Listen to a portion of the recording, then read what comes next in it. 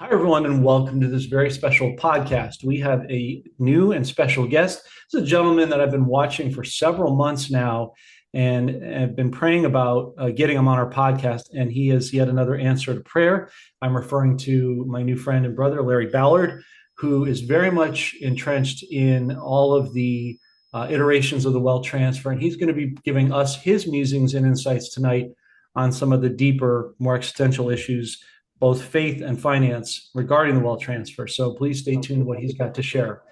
If you are new to the podcast, please do like, subscribe, and share. It helps the channel grow, others to gain the knowledge you're currently being afforded. As you know, with any first-time guest, we always read their bio. So I am doing so thusly.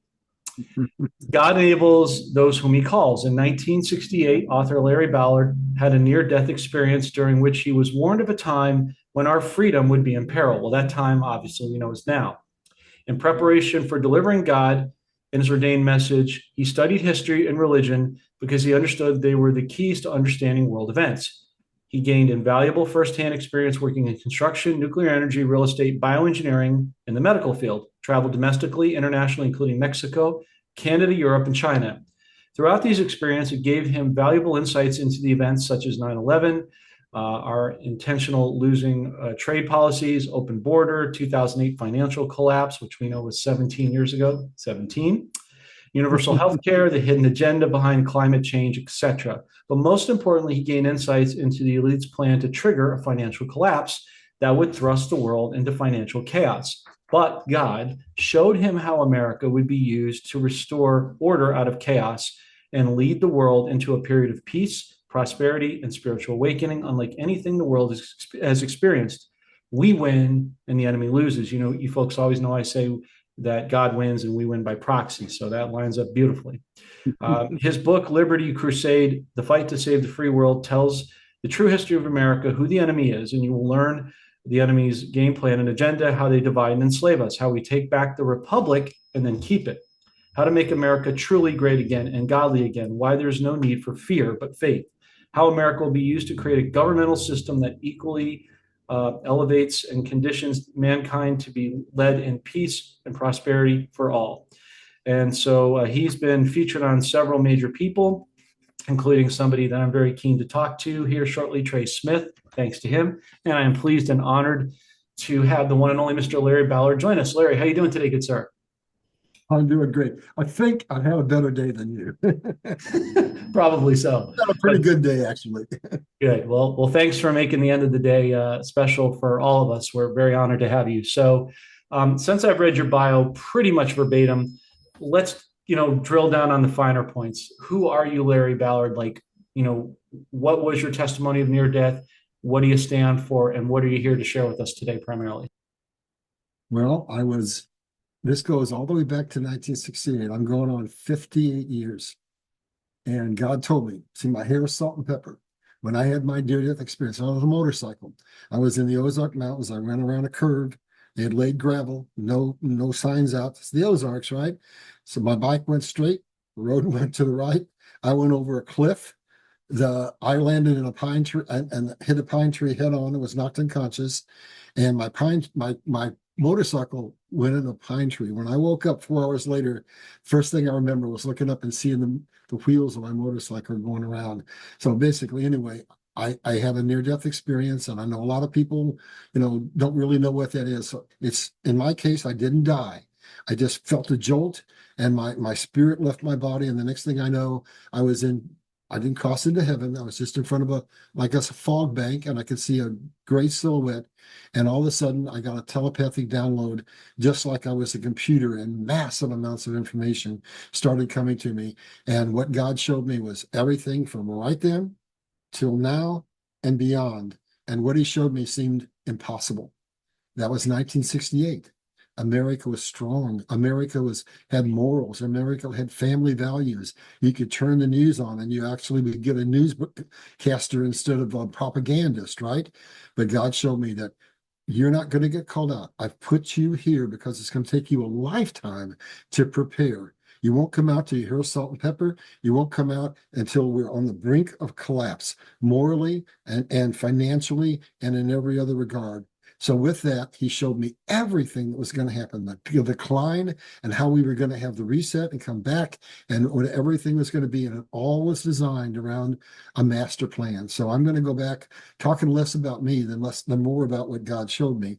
So God said, I've used America before. He said, why did I use them? And how did I use them? And how will I use them again? He said, the world over in Europe, the slave masters that controlled us then and still control us were feudalist. People couldn't control, they couldn't own land. They could be called into the military a snap of a finger, and the king could do anything he wanted to do. So they came here for freedom. But what had happened over in the cradle of civilization is that for thousands of years, they had fought. They had different ethnicities. They had different religions. They had different cultures, and they were in constant battle. So God said, I don't want that. He said, I'm bringing the people to a new land, to America. And what I'm going to do there is I'm going to bring them together in a set of circumstances where they will be forced to put aside their differences and to assimilate into what was going to be a new culture. And that new culture wasn't feudalism. It wasn't democracy. It wasn't communism. I know they tell us we're a democracy, but we're the first republic in the history of mankind, a government of the people, by the people, for the people. And here's what God wanted. That immigration was very different than the immigration we have now. The people came, and they came in mass, and they came in poverty, but they came to build the infrastructure that would make the greatest nation the world ever saw. And they were forced to work together and to assimilate. And so what happened is, I think it was 1964, we stopped all immigration because we had got what? Enough people to build our infrastructure. There were the people were coming who were poor, and it was hurting our economy. That contrasts to what we have now when we have an invading army coming to collapse this. So now back to me real quick. So John names a bunch of things that where I was, and let me put them in a laser focus. Nothing was without a reason. So I built skyscrapers. When I was in basically in the summers, my junior and senior year of high school, right across from the arches in St. Louis, I worked with thermite. And so what did that tell me? When those towers came down on 9/11, I instantly knew they came down because of thermite, because it burns at 4,500 degrees, and jet fuel can't do what we saw. So that was a lesson. Then going through college and my senior year working at nights, I worked for Monsanto Chemical. Now, I didn't have a big prestigious job, but what did I learn? So I'd know early on and do study into what GMOs were, because we know what they've done to us and how they've poisoned us and how they've threatened the ecology of the planet by giving us so few, we don't have heirloom seeds anymore. And then when I got out of college, I went to work for Atomic Energy Canada. And there were two reasons. I was there to experience socialized medicine. I saw people get cancer, and before they ever got a chance to see a doctor, they had died. And so I knew when Bill Clinton came in and Hillary Clinton with their first efforts to bring us under socialized medicine, I knew what it was. And then I was there because I was to experience a small nuclear scare. And I was to understand that if you control energy, basically you control all necessities of life, because that controls the price point. If you can't afford food, medicine, housing, whatever, you're an indentured slave. And then I went over to Europe, and I worked for the French. And why was I there? I was there to learn something out of the Bible, of the book of Revelations, and out of the UN. I was there to see the formation of the European Union. And that was to be the beast system, the system where you could not buy or sell. And God told me, I'm going to show you what it is. I'm going to send you to Revelations. And it said in Revelation, there will be a time when there shall be 10 kings upon whose heads crowns shall set for 1 hour. Then he sent me to the UN, and there I found the document that clearly labeled every one of the 10 nations that were supposed to be in that block. And then finally, on my journey of trips and jobs, well, not totally to the end, I went over to China, and I was in China for several weeks. I was there days in Tiananmen Square, days before the massacre. And the people were friendly, they were cordial, they were grouping around me. What's it feel like to live under freedom in America? And then I was on the Great Wall when the massacre happened, and I was still there for weeks, and I was scared stiff. I mean, every place I went, there were soldiers carrying guns, and I made a stupid mistake. I had taken a bunch of pictures, and I got it developed before I left the country. And then when I was at the airport, There were three police, there were three military with guns. And I said, oh my God, I'm in trouble. I took pictures and I went to get them developed. And they came back and said not a one of them was any good. In other words, I wasn't supposed to take pictures. I was afraid they were going to arrest me. But here's what I saw. Every place I went had a reason. I went there to learn two things. I had a patent and I went there to see if I could get some tool and die making done. That's why I was there. And I saw the price and I saw what it was going to be in America. And instantaneously, God showed me what they're going to do is they're going to steal our intellectual product. They're going to make these these tools, and then they're going to steal. They're going to basically make another one for themselves. So I came back and I paid full price back here in America. I saw what was happening. But the really important reason I was there was because the tension was so great you wouldn't believe it. And what happened is the Chinese government came out and said, whoa, whoa, whoa, wait a minute. If you will agree to live under communism, we will give you full employment to bring you up to a standard of living that's middle class or even higher, and we'll keep you working full employment. So here's the understanding of what you need to understand about the rise and the fall of China. There it was in that one event. Basically, every time their economy slowed down, what did they do? They built another ghost city. They built another high-speed rail system that lost money. They built another mega project. And now finally what's happened is that was a Ponzi scheme, because in America, we build a project, but first we do ROI to see if it makes financial sense, right? No, they had to build it because they had to keep the people working so they wouldn't have revolution. They're more afraid of their own people turning against them than they are on America or any other nation. And so basically what happened is all of a sudden we enter the situation where we start to go into the reset, right? And what has to happen in the reset is no nation. God doesn't want any nation controlling the world. That means China can't control the world from trade. So trade has to be taken away from China. So they started a cascade. So they basically, they had so much real estate you wouldn't believe.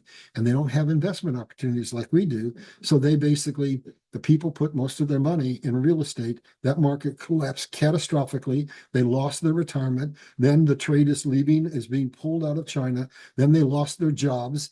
And then now we have lay down people who basically have said it's so bad, we're not even going to participate in the economy. China is collapsing. It's not the people. It's the CCP. After this is over, God showed me that the heart of the Chinese people, they have a tremendous underground Christian revolution. Anyway, that's enough. You get the idea. Let's go on and see what else John wants to talk about. Well, thanks, Larry. It's a lot to process there. A lot of good stuff, a lot of bad stuff, but a lot of honesty. And that was your journey. And I really appreciate you sharing that and breaking that down. And I just had Derek Johnson on yesterday, and he made a good point that part of the reason that we are where we are in America right now is our own fault. We have become lazy and entitled, and we've taken for granted the great country that we have. And as the old adage goes, you don't know what you got till you lose it. And this time when we get it back, we have to cherish it the way that a couple that's been married 60 years cherishes each other, the way that the farmers cherish the land, the way that a new parent cherishes a child, and the Christian, with the Bible, and so on and so forth. And I think we need to really safeguard it like we've never done before. And so this is a big wake up call for us. And so I'm really glad you're here to chronicle that of your past history, and it's all leading up, as you said, where we are today. I was thinking to myself, sort of, jocularly, you just described California, because all the ineptitude in China is pretty much what's going on over here. And glad I'm exiting. Let's talk a little bit about what we talked about in our show prep a couple of days ago, Middle East. You've told me that you've watched the podcast fairly often, and so that I've talked a lot about what's going on with regime change over there. Maliki, Obama goon left over, trying to hold his position because he knows that the reset for the dinar is right at the front door of his house.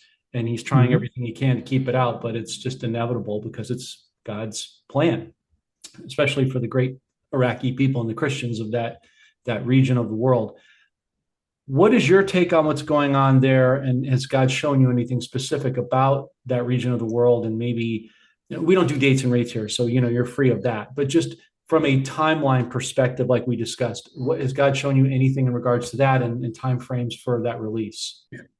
I'm probably going to answer this in a very unorthodox way because what God has me do is He said, I'm going to take 57 years and fill you full of history and current events and everything. And what you're going to do is you're going to see everything from a 60,000-foot view and put the pieces together. So I'm going to give you the answer from that viewpoint as opposed from down on the ground. So let's look at what has to happen to bring peace to the Middle East, to settle what has to happen. Donald Trump has said over and over again, what? We have to have regime change around the world because we have to usher in peace. He's negotiated what, 8 agreements. He's putting pressure on Russia in order to and the Ukraine with oil in order to bring that war to an end. He's taken out Venezuela. I'm looking at the geopolitical picture real quick, and now he's over there. And here's what I would say about the Middle East, about Iran. Then we'll go to Iraq. I think basically, I don't care what Donald Trump says. Donald Trump is a master chess player. He's not going to give his hand away, but I don't think that he's going to settle for a negotiation about nuclear weapons and about ballistic missiles. I mean, that's just kicking the can down the street like so many other administrations have done. He's not going to do that. He wants to get global peace so that he can do what? He can have the wealth transfer so that he can usher in the kingdom of the Lord. And we can't have that unless we have peace and prosperity. And Lincoln was the one who said, is there any man, any woman, any child that doesn't understand that significant economic disparity between nations is the central cause of war? So we have to have that financial reset. The dinar has to reset, the dong has to reset, the bolivar has to reset, the zim has to reset. And what that effectively is a new Bretton Woods. So the Bretton Woods Accords was basically a time when we finished World War II. We had most of the gold. We had almost all the world's manufacturing. There was no stability in the international trade market. And so the world came to us and said, we'll let you be the world's reserve currency because we need that in order to have stability. Well, we've now kind of breached that by printing money 24/7 and by putting sanctions on nations. And now the world has said we can't let the world be controlled by China through trade, but nor can we let the world be controlled by the United States through the dollar. So basically, what has to happen is all nations have to come together in economic parity, and we have to have peace. So here's what I think. I think he's negotiated the peace accords in the Middle East, right? And I think that the rest of the Arab nations, they want peace. They don't want to have the threat of Iran hanging over them. So what I think is, I don't care what they say about negotiations. This is just my opinion now. I don't believe Trump is going to walk away after the Iranian people have stood up and been killed in mass and walk away from them, because if the Iranian regime stays in power, the suppression will be greater than it's ever been, and we won't have war, and we'll still have that threat of ballistic missiles over our heads, and who knows where they can get enough nuclear weapons. And if you know about Iran, you know about the Quran, you know that they are a genocidal nation that's looking for the 12th Imam, and they would literally sacrifice themselves in order to take out the great demon and the little demon, America and Israel. So basically, that's what's happening. And what I've done in terms of the reset is probably a little different than most people. I've gone in, I use strategy, I use logic, I use pieces, and I've said, if Iran and Iraq and all these other nations are going to revalue, are there such circumstances that would be required? And I said, yep, and they've all been fulfilled. So basically, Iran is now shipping out oil, but it's refined oil. It's not bulk oil. They rebuilt their infrastructure. They're now working on getting economic stability, which is what you were talking about, means political stability. We go to Vietnam, and what's happening in Vietnam? Vietnam is getting massive amounts of trade coming in from China. So the GDP is growing. They've got a young population. Their wage hours are cheaper than in China. They've got a strong domestic market. Why? Because of the weak currency, right? And they've got a strong international market and domestic market. And so if I'm looking at it and saying from a perspective of the world, saying, do these currencies belong on the Forex? Are they solvent? They are. And everything is set in place. It's just we got to bring the temperature of the Middle East down. We've got to tamp down what's happening in Iran. And basically, I believe that they've already made the decision that these currencies are going to revalue. They're just waiting till the minute they're going to pull the trigger. So back to what Trump is doing. He said, we're negotiating, we're talking. What he wants to do is show the world that he gave them a chance. He gave them a chance and they didn't take it. And so I think what he's really saying with all those forces over there, you've got a chance to walk out of this somewhat whole.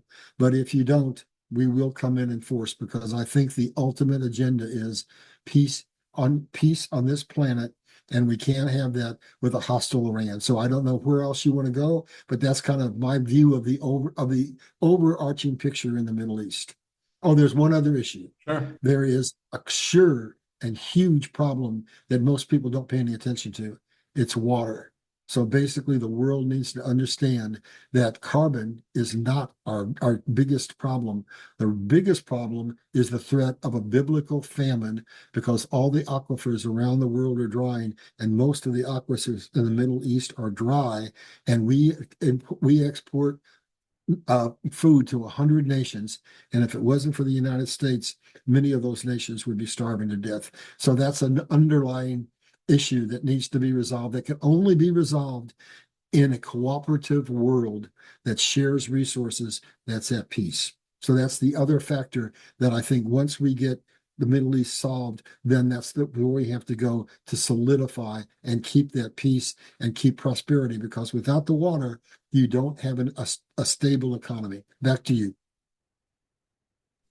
Thanks, Larry. I'm just letting you finish your whole thought there. I naturally agree with everything you said. You've heard me share my musings on it. So what you've said of your own free will and volition corroborates nicely. You know, again, the late, giving credit where it's due, like we do here, the late great Benny Wilson talked a long time ago about water shortages in the Middle East, particularly Iraq. Mhm. That's why you see, to your cogent point, you see the Iranian proxies posing as Iraqis, cozying up to Erdogan in Turkey, who's not a good guy because he's got the water Mhm. rights. And that had a lot to Mhm. do with the negotiation of the different factions in Iraq with the Kurds, as soon as the Shiites, particularly the Kurdistan region, controlling 16, 17% of the population, giving them at some point here, which I think they already did, but it's been this, obviously this fake artificial start and stop.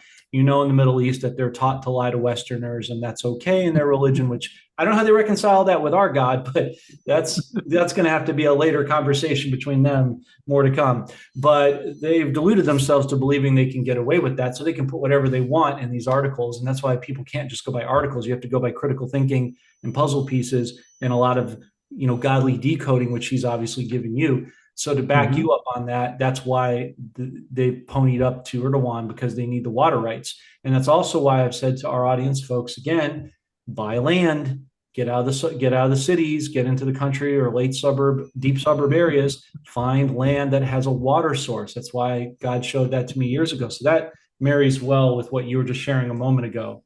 Go ahead. Could we talk on that for a minute? Sure. Go ahead.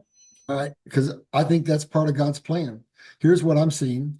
I'm seeing the banks are going to collapse, the corporations are going to collapse, the governments are going to collapse. The key to unlocking it all is Venezuela and disclosure of the election fraud around the world in 72 countries. But here's a pattern that I'm seeing that I don't think I see many people talking about. We're on the brink of some very, very significant earth changes. And there's three different reasons. I'll only talk about one. As the gas caps melt, the balance of pressure in the planet shifts. And if you've got a tectonic plate subsiding under the coastal plate, it wants to cantilever up like that. So if you'll turn your TV on, you'll see that there's unparalleled numbers of earthquakes happening around the world and volcanoes. And so where's 70% of the world's population? On the coast. And what is happening? We're seeing major corporations that we never thought fall or be in trouble. Even Walmart's having some difficulties. And we're seeing that the commercial market in the big cities, people have left. They don't have to go back to those corporate headquarters, and that frees them Yeah. with the technology that we're using right now to live anywhere. Those people, a lot of them moved out to New York and moved to the kind of places that you're talking about in the small towns, right? And then what I'm seeing is that the restaurants are closing, the shopping centers are closing. What is God orchestrating? He's orchestrating. When I came here to Branson, I was at that time being taught by a prophet. I was under tutorship for 6 years, and that prophet called me and said, "You went to Texas to see about moving down to be near your son." God said that's not where He wants you. He wants to plant you in Branson, Missouri. It's a godly place where you will be raised up and be sent out. And then guess what I found? The next day I got up. I got a real estate agent. I looked around. I went back and I sold my house. I came to Branson. The second day I was here, I went to College of the Ozarks, and I got a prophecy that fulfilled exactly why God had put me there, that relates to what I think is going to happen.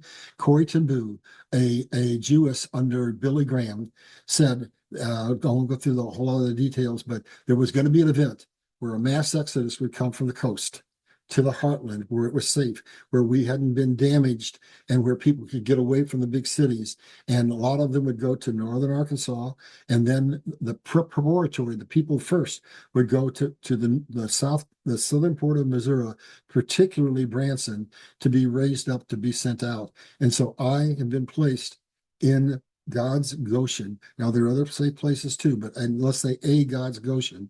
And what I see is that there's going to be a mass exodus from California, which is I think I can say this, a cesspool, and New York, which is the financial capital of the world, a center of manipulation, along with the Vatican, along with the city of London. And so people are going to come to the heartland in the midst of not only a financial collapse, but some earth changes of significant magnitude. And I think there's going to be a period where once we move out, these people are going to be displaced. We're going to go to small towns, and something's going to happen. We're going to get together in small communities. We're going to learn. We're going to learn who our mother is, our father is, our sister is, our brother is, our neighbor is, and we're going to turn to God, and we're going to stand united, one nation or one community together, and that's going to lead to one United States together, and that's going to lead to one world together, and that's going to lead to peace, and that's going to lead to the fulfillment of God's plans. All of this is happening to usher in God's system. And so once we get in, you talk on the show all the time about currencies and about dinar and about the dong and about XRP. Well, that leads us to the wealth transfer and to everything that's happening there. And so under the current system, the fiat system, we don't have any sovereignty. We don't own a home because they can take it, because they have take rights, because of property taxes, and they can cause a financial collapse anytime they want. They can cause a boom bust cycle. They can have some wage suppression. But we're going into God's economic system based on gold, on silver, on every natural resource you can, that has a functionality, so it can't be manipulated. So it functions not under arbitrary numbers to be typed into a computer, but on what the law of supply and demand. And so what that's going to do is take us into a whole new economy, God's kingdom economy. And then if we go back in history, and I'll finish this real quick, God never does anything unless He forewarns us and gives us a foreshadow. So the foreshadow of what Trump is doing and what's coming goes back to the Civil War, when America was bankrupt. And what did we do to get out of it? We put tariffs on England, 50%. We then couldn't buy their products, so we developed the Transcontinental Railroad to get access to our resources. Then what did? We developed the assembly line, the automobile, the telephone, etc., shared it with the world. And in 34 years, we were the wealthiest nation in the world. That is a foreshadow of what Trump is doing. Look at what he's doing. He's not just going willy-nilly. He's following God's architectural plan for the restoration. And he's going to use America, just like I started this, to what? Be the model for that we come back together again through these crises, and we show the world how we can live together in peace and prosperity. And that all ties into the reset, so we can go into that as deep as you want to. I'll just stop here and go back to you. Thanks, Larry. Well, I can say, being an East Coaster, I lived in New York City, specifically the city, for 11 years. So you can include that as a cesspool as well. Both coasts are frankly Okay. useless and are a burden to the whole country, in my opinion. I think the heart of America is the Midwest and the South. Those are not just my kind of people, but that is the backbone of America. Actually, I believe it's somewhere in the Midwest feeds somewhere around 95% of the world's food supply that you were talking about before. Yep. A lot of that comes out of the Midwest, and we ought to be thankful for those wonderful people for many more reasons. Just that. That's just one of many. Uh, Two, what you just described, Larry, is something that we talk a lot about in our podcast, which marries beautifully as a nice segue. So thank you for that without knowing. Into Nesara, Leviticus 25, 9 to 12, right? Every 50 Mhm. years in the Jewish calendar, there's a debt jubilee, a dropping of debts, people coming back to their land, their clan, their family, Mhm. families being restored, marriages being restored, new marriages coming in, new godly children, guardians coming in. Uh, People, as I've said on other podcasts, are going to have to. When my grandmother, she was born in 1911, and so she lived through, World War One, the Great Depression, World War Two. Lost unfortunately my grandfather around that time, shortly thereafter. So she raised my mom and aunt by herself, and in the late 80s, early 90s, when I was a kid, I would used to ask her, how did you survive those times? And she's like, well, we just, my neighbor, Irene, I'm like, yeah. She's like, well, I bartered with her. I Mhm. grew tomatoes and, corn, and she grew squash and peas or whatever, as an example. We just Yeah. traded off, and everybody in the neighborhood did that. And I didn't know that all these decades later, we were going to be in a place that you aptly said, where the currency is each other, right? We were going to start Mhm. to need each other again. We have this horribly callous attitude that I don't like, and I know you don't like, where we treat each other like cattle, because that's how we've been treated by the cabal. And they've inculcated people to just use people, chew them up and spit them out. When corporations started to say at will employment, that was the death of loyalty to a company when you think about it. And it's traversed its way all the way down to romantic relationships. We're almost at a point where at will relationships, anybody can break up with anyone for any reason, yet they want to bitch and bemoan why they can't have a lasting marriage. Why don't I get a 50-year marriage? Because you don't have a 100-year mindset. That's why. And one of the things I preached a lot in our podcast, is about changing your mindset, taking action, and sowing where you prosper, right? And it all begins up here and here, the 18 inches. And so I really think you're right on the money about, we need to get back as a society to needing each other, not because we're broke, not because your neighbor has food that you want, not for possessions, but from a heart standpoint, genuinely, just caring about people for the sake of caring about them, because that's what Jesus cares about. You don't care about how much money you make or where you live or what car you drive, but did you love each other? Did you finish well? Did you embody him in a way that would make others salty and starving for the light and the truth that he carries through you, ideally, Mhm. right? And nobody's perfect at it, but that's the goal, that's the aim. And so everything you're talking about in my mindset goes right to that. So let's take it. I want to quickly chime in something you said. Sure. There's a quote. I remember I'm a historian, and you were laying the foundation for this society that we live in all the way back in Abraham Lincoln's time. What did he say?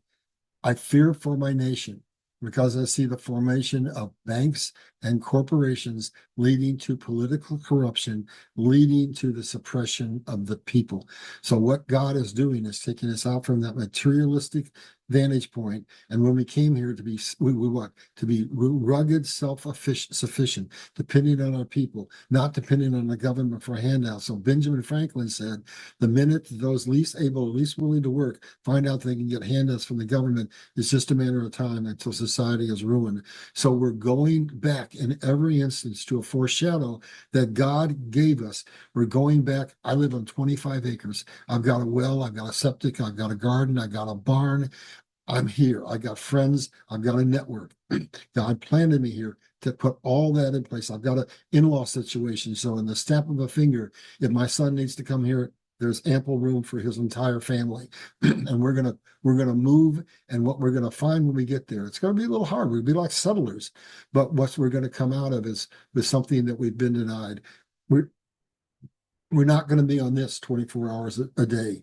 We're going to be spending time with family. We're going to be spending time with God, and we're going to fulfill the destiny that God gave, where truly America comes back together and develops spirituality and fulfills the destiny that God was meant to be. We're the lighthouse to the world, and it's going to emerge out of the center of the world and the center of the United States in brotherly love and dependence and interdependence.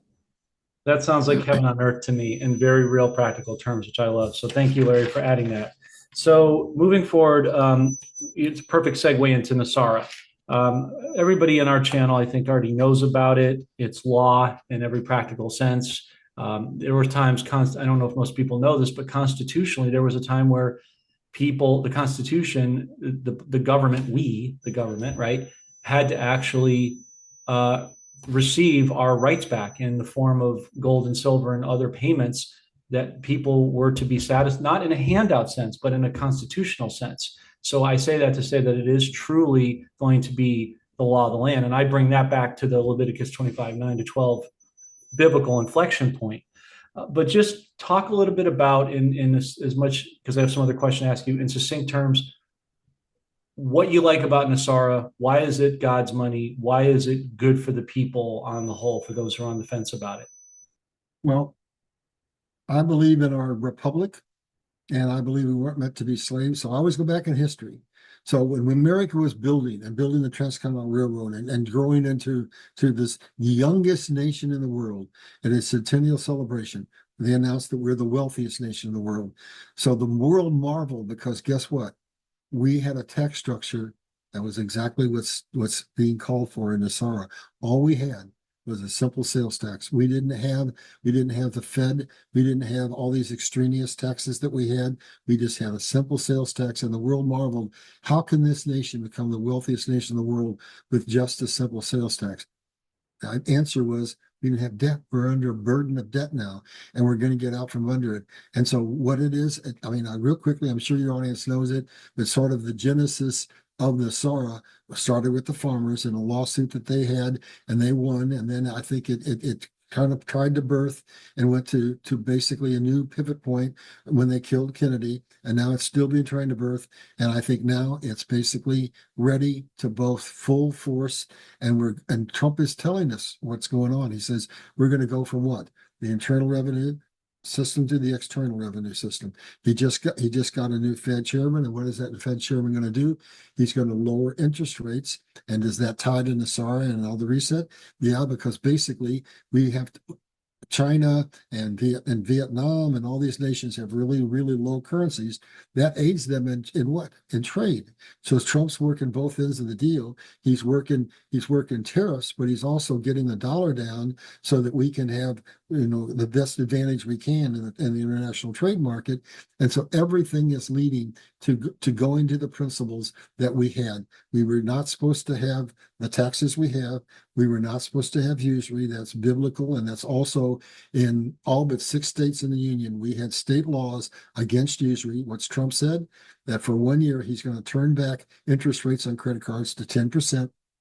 And basically, he's saying, I'm getting out from the Federal Reserve to the external reserve. That means we're getting out of what? The illegal, unconstitutional Federal Reserve. That leads to getting out from under the corporation. That leads to freedom and prosperity. That leads to the new economic system, which leads to the reset, which leads to gold, which leads to silver, which leads to the currency resets, which leads to XRP. And if you don't mind, I'm going to tell you a personal story. Coming out of that near-death experience, God said, your journey is going to be long. I called you so early because you're going to have wisdom, the wisdom that comes from age. And I'm 77 years old, folks. I've been at this for a long time. And so basically that had to come through real world experience. And so God has placed me here. And I think I just lost my train of thought. So maybe I'll go back to you because I think I lost it. But Oh, that's anyway, okay. sorry about that, No, folks. that's fine. Go We'll ahead. we'll we'll we'll swing back to it. I'm sure it'll all intersect. No, thank you for sharing on the part about Nasara. Let's Oh, just touch. I remembered. Yeah. I remembered. So basically, I think I did. So basically, we've got to have sovereign currency. We've got to have absolutely sovereign currency. So he told me, you haven't been greedy. You've not sought materialism. So for your years of service, he woke me up. We have every once in a while I have the course direction, and he wake me up between 5 and 5:15. And when that happens, it's always prophetic, and it happens 100%.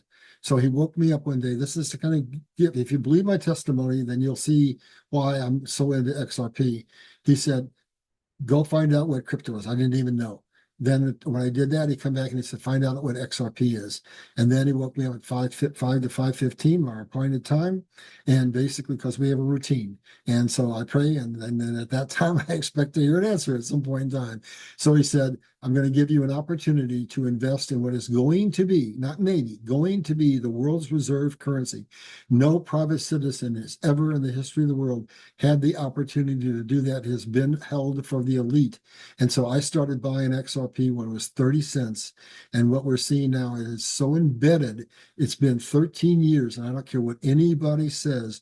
If somebody came out tomorrow and said, wait a minute, we've developed something massively better than XRP, it will never get to market because it's so much time, so much money, so much institutions, so many banks, so many corporations, so many countries are queued up for it that nothing is going to suppress it. They can drive the price down as far as they want to drive it, but it is the world's reserve currency and it will be implemented soon. So I think God made me a promise and I see that promise being fulfilled today. So I'll go back to you on that and we can chime in any way you want.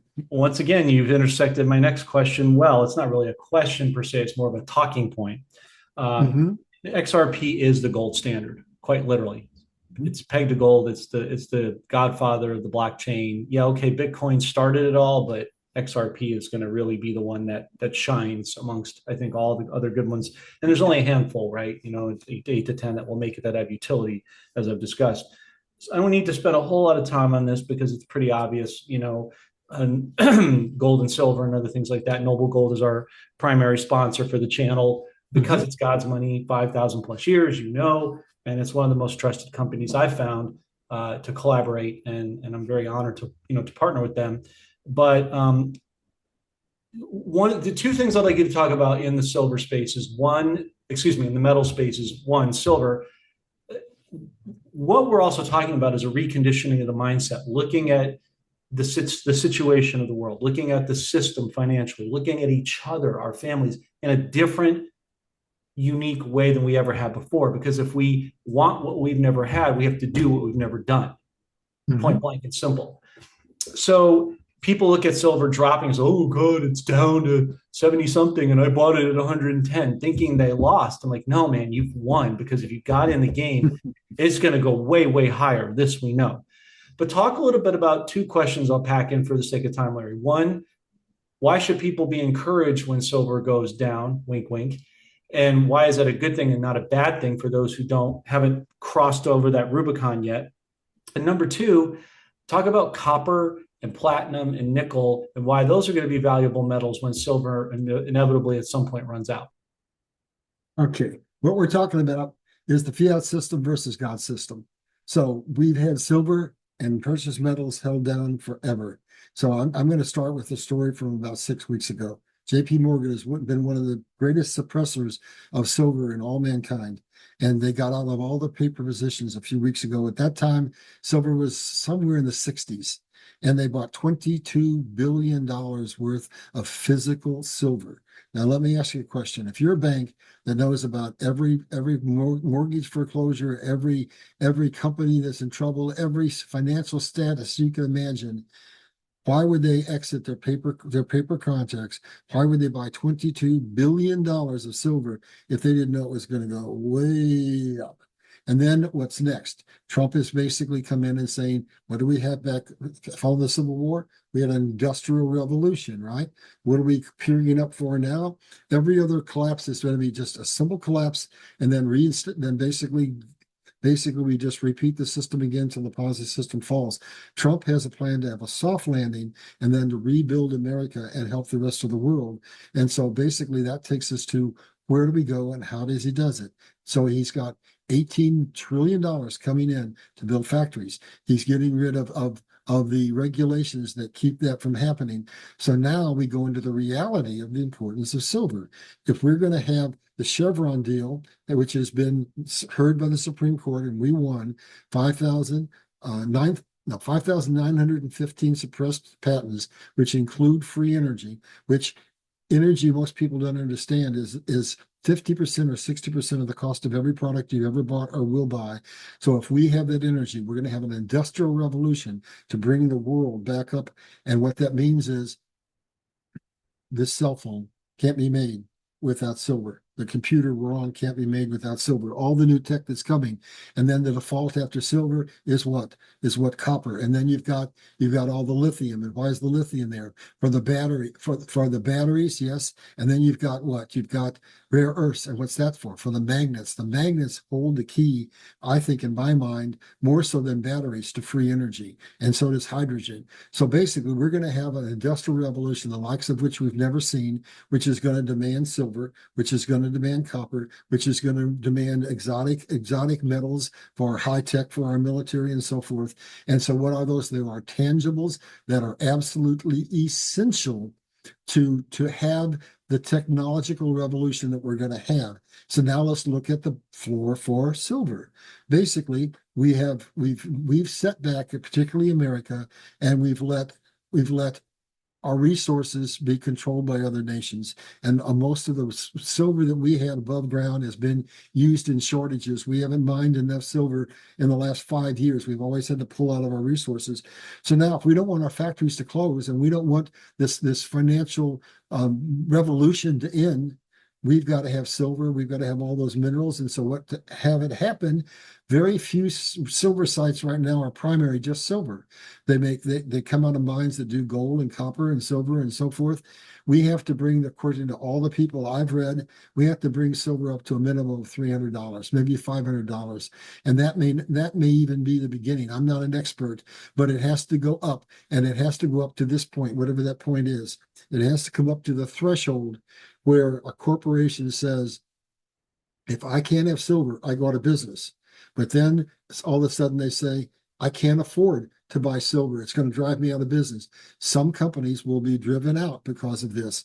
But basically, silver is going to go until that reaches that threshold that basically the manufacturing of the technologies depends on it. And who knows how high that's going to be before we're over with, because the demand is going to go up and up and up and up and up and up and up.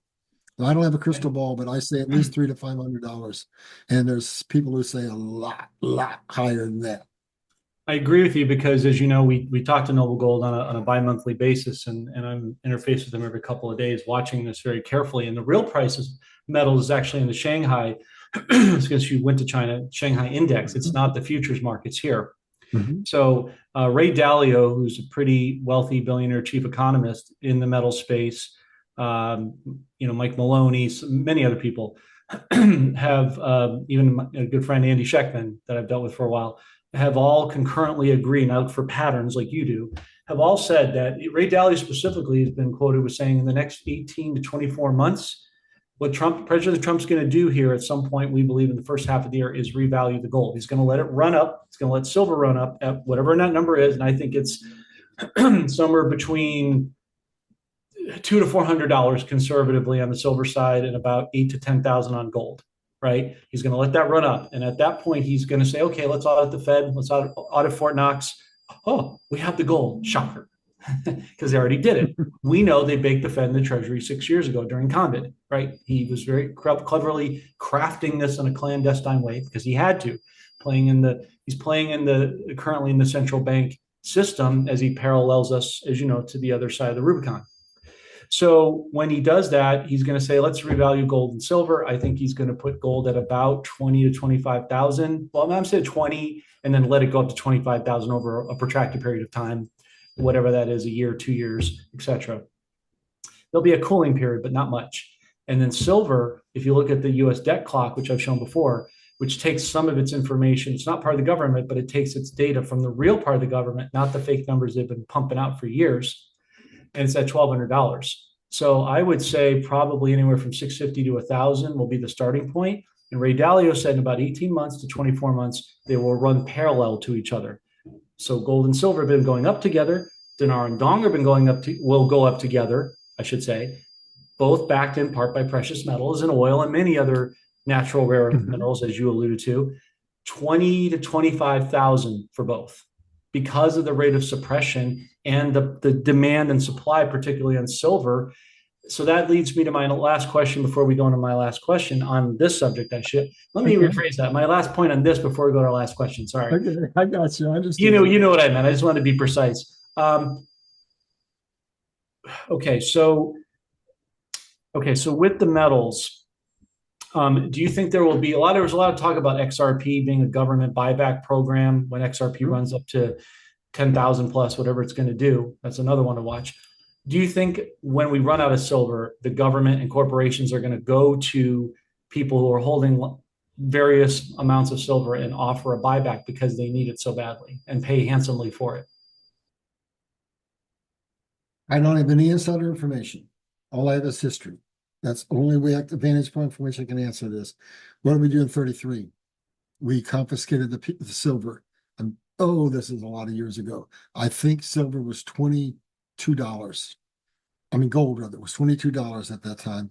They confiscated it. They raised it to $35. And what did they give you? They took your valuable asset that kept its value all these years and gave you fiat currency that's now down to worth four cents. But here's the key. They knew what was going to happen. So they kept gold on the books at that suppressed price. So now what are they doing now? You know what gold is on the books at with the treasury at? $42. $42. Trump has a plan to raise it to $20,000, along with Bitcoin, that it after he has collected through confiscation enough money to acquire a billion Bitcoin. What I hear is he's going to raise Bitcoin to $1 billion. Then he's going to use XRP for the rails. And then now what's happening? We're having the pressure to bring the dollar down, right? But we have to invigorate confidence in the dollar so we don't fall, right? So then on top of that, he drops in a stable coin backed by the United States, right? And all of a sudden the world begins to trust that the dollar is sound, right? And all these new technologies are coming out, all these factories are being built. And while we're having a restoration, Russia's falling, China's falling, Iran's falling, and we're not a communist nation. So the world wants to come to us. But let's put the icing on that cake. What did he do? If we go back years, who was the principal miner of Bitcoin in the world? It was China. They kicked them out.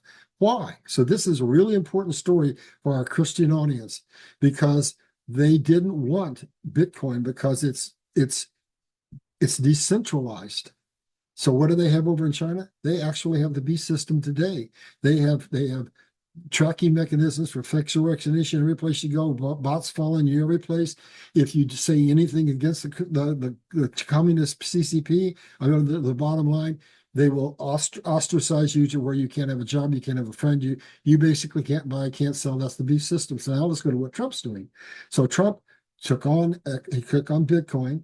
And he says, we're going to be the crypto capital of the world. Those are now an economy that's the world trust that now has a sound financial backing, becomes the crypto capital of the world. And then we go to Africa and we go to all the third world nations that are suppressed. And they're not going to have a bank.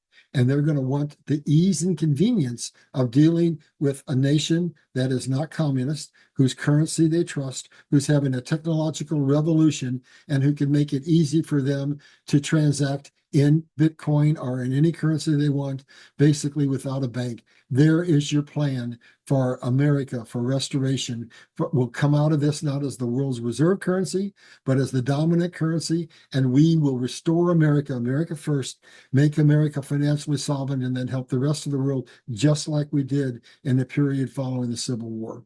So that's my read on what's happening. And in terms of silver, and in terms of gold, and in terms of the whole host of other metals, in that scenario, they have to go up, and they have to go up appreciably. Yeah, I hope absolutely. that I'm sorry. answers your I was question. taking notes as you were sharing. Couple of key Okay. things, Larry, to add to what you were saying before the actual last question. China actually, Mhm. in August of 2024, tried to spend $300 million to get into the mines of Zimbabwe, and they turned them down. Mhm. Perfect illustration to your point. We had touched on that with some Mhm. other guests in the past, as you may know. So that illustrates well. Zimbabwe is going to be the breadbasket to the world. It's more valuable than people could ever understand. It's just people have to understand something key, Larry. Just because something hasn't happened before doesn't mean it's not going to happen. You know, refrigeration, the Red Sox winning the World Series, cell Yeah. phones, you name it. I mean, we've seen the impossible become probable and possible, and this is no exception on a grand scale. Number two, The dollar actually has 2 cents of value at most, with 3,000% inflation, which goes to underscore just how much they strip people of their wealth in 33 and going back to the Great Taking in 1912. So, last Oh, question. I didn't answer your question. When you're finished, I'll finish the rest of what you were asking me. Go ahead. Well, no, do that because I only have one more question left. So go All right, ahead. silver. Then they took silver in 34, right? So will they Mhm. take them again? Well, history says they did it. And what they've done now is they've got gold at $42. And what's that for? That's because they knew the collapse was going to come, right? It's a fiat system. So Mhm. how do they reestablish the currency, the value? They raise gold from $42 to $20. They Mhm. raise Bitcoin to $1 trillion. And so basically they then bring in the manufacturing, and all of a sudden we're in a position where we go to what? The External Revenue Service. We confiscate because of legislation that we have and executive orders. We confiscate once we find out all the governments that are corrupt. We confiscate all of their money. We can probably wipe out the national debt, and we have a clean slate to start over with. So, do I think they'll confiscate those metals and force us to either sell them or to sell our XRP? I think it's a very good probability. I can't say for certain, but history says that it's very, very probable. Well, number one, you got a lot of people with guns in the South who are going to have something to say about that. I'll be one of them. So they're going to have a fight on their hands to do that, and they know that. So I don't think they're going to get away with that this time because the people have learned from history. We've had to learn from history because Trump had to take us to the cliff and pull us back. So, Yeah, so I see what you're I think you're saying, right, but John. I think you're right. that's why I think that part's a little bit different, not to contradict, but different, just complementary to your point, right? Is the goal here. So that's number one.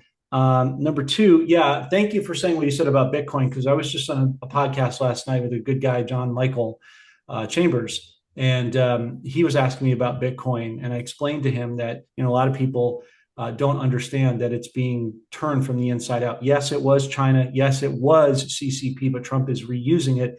The actual debt, when he revalues gold and silver here shortly, 90% of that debt is not ours. It's the deep state. He's going to stick it back on them like an invoice and say, hey, pal, it's time to pay through tariffs and the ERS, to your point.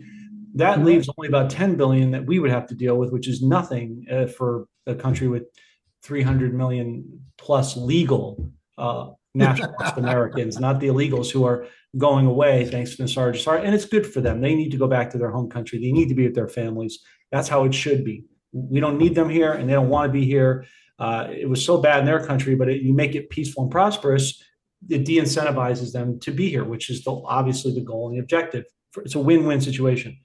So I think that's an important thing. But I was telling him that our team's data sets show that Bitcoin in the next 5 years is looking at about 4 to 5 billion a coin. So people have no flavor for how big this is going to be. This is going to be Whoa. massive, massive. To underscore your point. Okay, last question, rapid fire here. I've had to fight with our team some battles from Satan, obviously, Ephesians 6:12, and a lot of divisive people out there who put out misinformation or disinformation on purpose. We talked about that. There's a gentleman in particular who has admitted to you that he is being used to do that, and that makes our job 10,000 times harder, right? We talked about that. Do you remember? Do you recall? And Yes. then there are a lot of just people, groups, whatever. I've been hearing this trope for 10 years now about redemption centers and, oh, you can only go to this group or you're not going to get the currency revalued. Really? Really? Has anybody ever identified what a redemption center is? No. 800 numbers? Why do I need that when I can go to a wealth management center? These banks have spent millions of dollars to decouple unnecessary branches while they spend money to refurbish and remodel these particular branches that are premier wealth management centers. Folks, I've shown you pictures year after year after year. You've probably seen it, Larry, if you've watched years back. So nobody's ever expressed what that is. I don't want to start a transaction at a hotel with Buddy. Hey, we'll give you a higher contract rate, keyword in that phrase, con. How are you going to give a better rate unless you're in a private placement, which very few people are and are never going to be in because it's just not for them? God chooses who he lets in, who he doesn't, above our pay grade, but it is what it is. So you're telling me that the banks that just slam down metals, that just slam down cryptos, and have been suppressing currencies for years. You're telling me you're going to get around that? Good luck with that, pal. So, help in your own words. Um, how do we help explain to people that they don't need a redemption center? It's nice if you have a humanitarian project. It's not a requirement to exchange. It's not a requirement to have a trust to exchange, but a plus if you have a common law trust that is outside their system, which we've done many, many podcasts in the past with subject matter experts on that. Help me to help those people that still think that they out of fear and greed, they're getting a better rate and all this other nonsense, that there are no redemption centers. All they got to do is go to the bank, make a simple appointment, dress like an adult, show up, in exchange. It's easy to buy. Why would it be difficult to sell? Can you put that in your words, please? Yeah, I'm going to use a couple of analogies. Okay, so basically, why would let's go back to the currencies. You and I think, both believe with some credibility that basically we've already agreed to revalue the dong and the dinar and probably the zim, and it's all been agreed to behind the scenes. We're just waiting till it happens. Well, it's complicated. It has to go to multiple nations, and they have to agree to it to put it on the forex, and it's a very complicated process. So you don't need to go out and reinvent the wheel there, right? You just use the system that exists. So now let's go to your analogy on the redemption centers. So has anybody out there had any issues with, oh, we're putting in a new system in the banks and so forth and so on?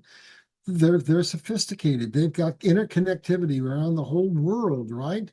So you're going to go to some little redemption center that's opened up in a hotel, and you're going to trust them when you've got a banking system that is worth trillions of dollars, that is upgraded to be what? ISO 2 2022 compliancy, which is controlled by the government, and you're going to maybe get scammed over there. So basically, just I know what I'm going to do. I'm not going to rush in the first day. I'm going to sit back and I'm going to see what happens, and I don't see any plausible sanity to saying that they're going to abandon all those. I mean, the banks are going to be in trouble, and that's what they're doing. They're saying the banks are going under completely and absolutely. No, there's going to be problems, but they're not going to go away. They're going to be there, and they're going to be used. They're a tool, and I just don't see ever a situation where you basically build a redundant system, and you use the system that's just been birthed over the one that's been proven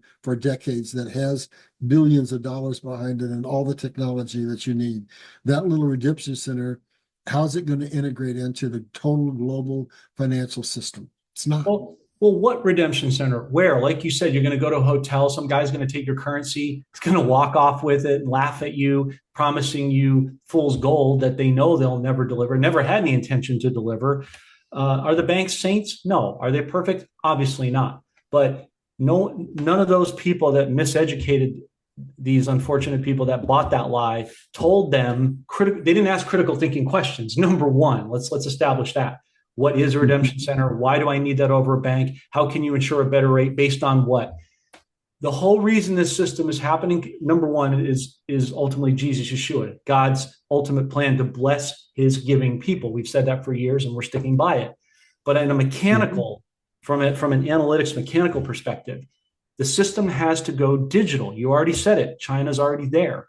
Right? We're working to extricate ourselves away from that, so we're outside the beast system, but they're still trying to bring it here stateside. People have to stand up and fight against it. They always have to, by consent or not, right?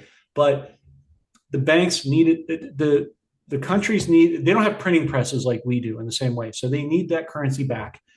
The Treasury designates the banks as basically a repository to get it from the people, give them, agreed upon rate, right? And then once that's done, get it, collect it, wash it, bring it back to the Treasury. They do what they do and, categorize it and itemize, go through the inventory of itemization, bring it back to the respective countries of origin. But it's all based on the premise of us going to a digital system. And that cannot happen until they get our currencies in physical form from a licensed wealth manager who works on behalf of the Treasury. you're going to get some clown at a hotel. You don't know their name. You don't know their credentials. You don't know who they represent.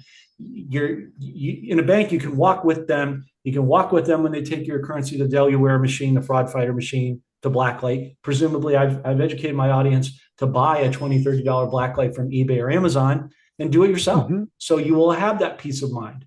But they're, it's just like anything else, trust but verify. The banks will trust you, but they're still going to verify and make sure it is what it is, right? So you go, they blacklight. Okay, great. Where do you want it?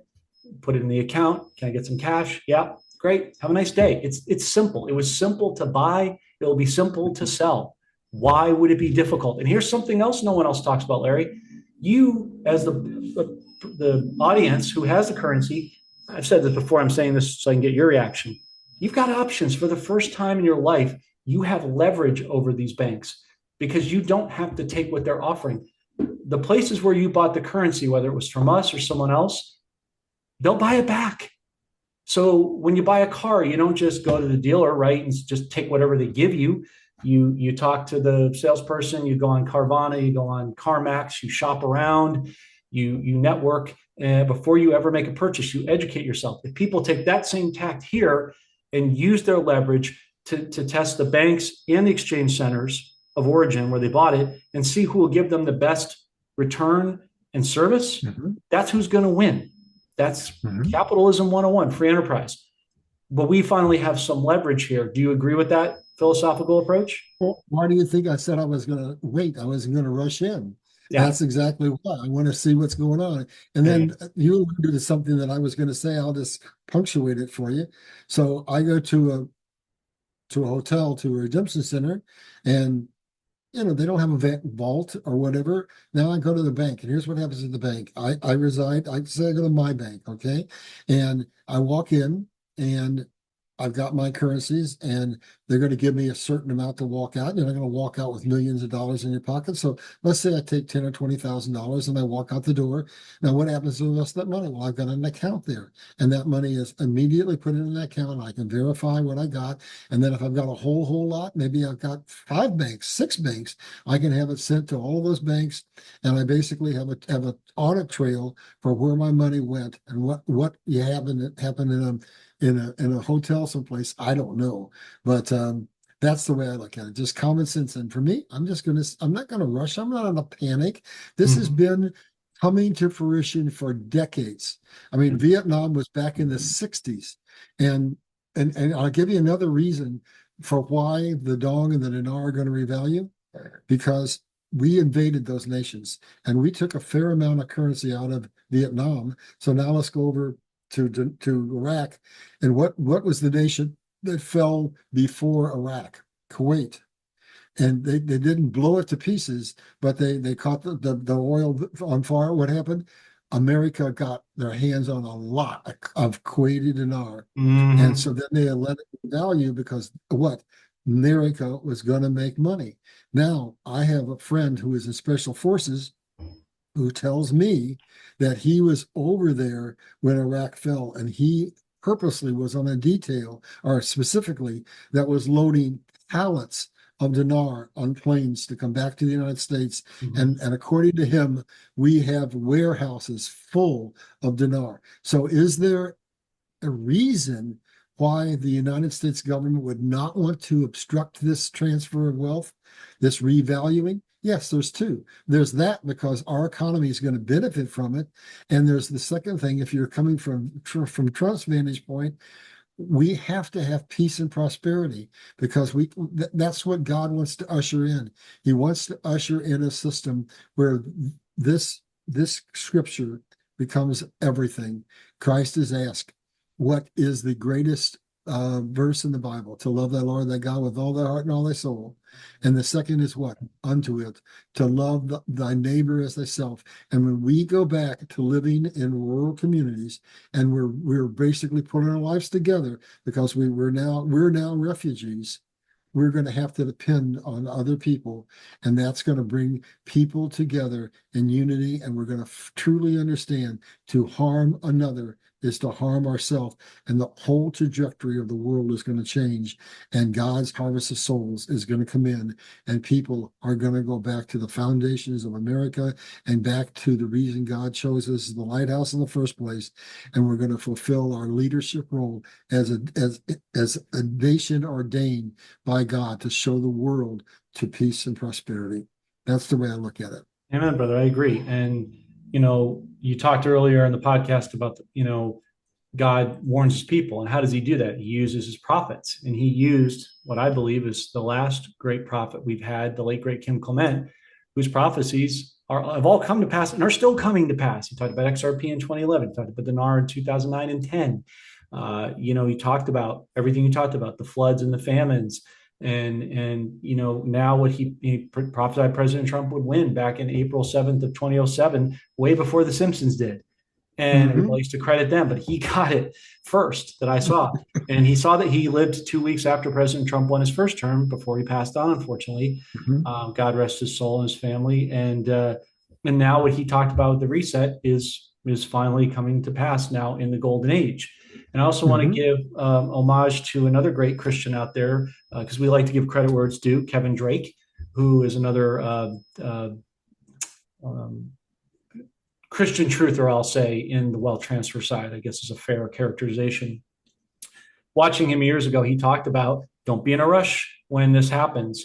You'll have 90 days, and the sweet spot is between 30 and 45 days, where as it floats up, it'll hit its apex point that you can catch it at its highest level before it starts to come down to resolve to whatever that final rate is, just as the Kuwait dinar did. I had a good friend, likewise, Tyler, God rest her soul, on our team, passed away 4 years ago. We still love and remember her and her family.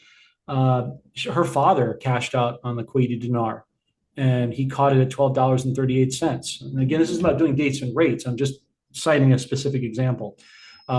And unfortunately, it's been tied up in court. The family is still fighting over who gets custody of, which is sad.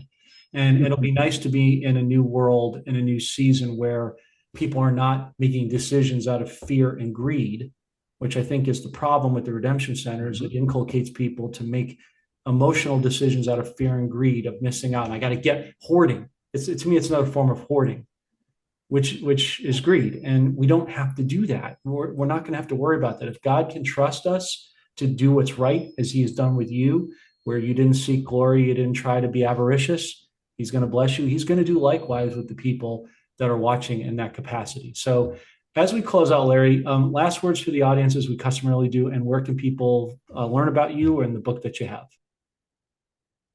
Well, you can go to my website, which is just my name, LarryBallard.com. I have a relatively new show, but it's growing by leaps and bounds, and it's Liberty Crusade Official. And I'm on YouTube, and I'm on Rumble, and I'm on a whole bunch of shows. Like this is one that I've been praying to be on for quite a while. And then we have the current book, which is Liberty Crusade Restore, the Fight to Save the Free World. But probably next week, I'm going to make an announcement. I'm meeting with my publisher this Saturday to finalize the release date of a new book. And here's what God does with me.